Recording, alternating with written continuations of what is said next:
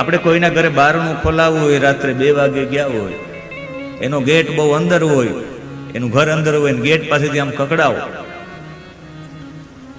હમણાં અમે માંગરોળમાં એક ઘરે ગયા હતા બપોરના સમયે સૂતા હશે.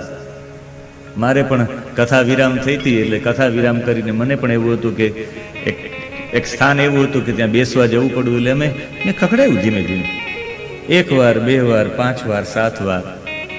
અંદરથી કંઈ અવાજ ના આવ્યો, પણ પછી તો અમારા સારથી એવું ખખડાયું કે બીજા માળે જાગી ગયા બધા. કોણ છે, આવીએ છીએ.